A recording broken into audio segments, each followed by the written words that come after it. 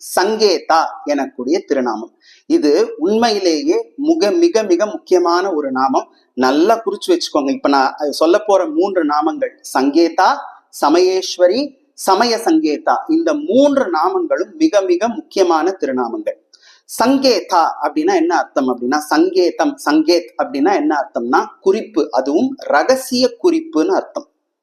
அம்பிகை ரகசியமாக பல குறிப்புகளை தன்னை வணங்குபவர்களுக்கு உணர்த்துபவள் அப்படின்னு அர்த்தம். எவ்வளவு அழகான அர்த்தம் பாருங்க. அடுத்த திருநாமம் சமயேஸ்வரி எனக்கூடிய திருநாமத்திற்கான அர்த்தம் என்ன தெரியுமா? சமயம் அப்படின்னு சொன்னா, இப்ப நம்ம சைவ சமயம், வைணவ சமயம்னு சொல்றோம் பாத்தீங்களா, ஒரு பாதை, சைவ பாதை, வைணவ பாதை, அந்த மாதிரிலாம் சொல்றோம்ல, சாக்தம் அந்த மாதிரி. அது போல சமயம் அப்படின்னு சொன்னா அதுதான் அர்த்தம். அந்த சமயம் எப்பேற்பட்ட சமயம் அப்படின்னா, விதிகளும் கட்டுப்பாடுகளும் கொண்ட சமயம் என்று அர்த்தம். எப்படி? சமயம் சாதாரணமான சமயம் அல்ல, அந்த பாதை விதிகளும் கட்டுப்பாடுகளும் உரிய பாதை என்பது அந்த நாமத்திற்கான அர்த்தம். அம்பிகை எப்பேற்பட்டவளாம்? சமயேஸ்வரியாக இருந்து சமயத்தில் நிற்பவள், விதிகளுக்கும் கட்டுப்பாடுகளுக்கும் உரியவள். அந்த விதிகளையும் கட்டுப்பாடுகளையும் தான் மற்றும் பின்பற்றாமல் தன்னை வணங்கும் அடியவர்களையும் பின்பற்ற செய்பவள். அதனாலதான் அதுக்கு என்ன அர்த்தம்? சமயேஸ்வரிங்கிற நாமத்துக்கே அதுதான் அர்த்தம். இதற்கு அடுத்த திருநாமம் தான் ரொம்ப முக்கியம், சமய சங்கேதா. 2 நாமத்தையும் சேர்த்தாப்புல இருக்கும். இதுக்கு அர்த்தத்தை நல்லா தெரிஞ்சுக்கோங்க. இன்னைக்கு பலரும் வாராகியை வணங்கி கொண்டே பல தவறுகளை செய்து கொண்டிருக்கக்கூடியவர்கள். இந்த நாமத்துக்கான அர்த்தத்தை தெரிஞ்சுக்கோங்க. இல்லையா?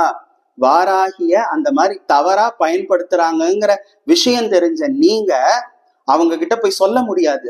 அவர்கள் கிட்ட இருந்து எப்படி தப்பிச்சுக்கலாங்கிறதுக்கே இந்த நாம இருக்கிற மாதிரி இருந்ததுங்க. நான் இதனுடைய அர்த்தம் படிச்ச போது எனக்கு அப்படிதான் இருந்தது. சமய சங்கேதா அப்படின்னா விதிகளும் கட்டுப்பாடுகளும் கொண்ட சமயத்திலே ரகசியமான பல வழிமுறைகளையும் வழிபாட்டு முறைகளையும் கொண்டவள் இந்த தேவி. இதுக்கு இன்னும் நுட்பமா அர்த்தம் சொல்லணும்னா, வாராகியை வழிபடுகிற பொழுது அந்த வழிபாட்டினுடைய நெறிமுறைகளில் குறைந்தபட்சம் அல்ல 100க்கு 100 நிக்கணும். அவளை எப்படி வழிபாடு பண்ணணுமோ அப்படி வழிபாடு பண்ணணும். காரணம், லலிதா திரிபுர சுந்தரியினுடைய சேனை தலைவியா இருக்கிறது எவ்வளவு பெரிய பொறுப்பு. அந்த பொறுப்புல இருக்கிறவங்க எவ்வளவு வழிமுறைகளையும் விதிமுறைகளையும் கட்டுப்பாடுகளையும் கொண்டவர்களாக இருப்பார்கள்.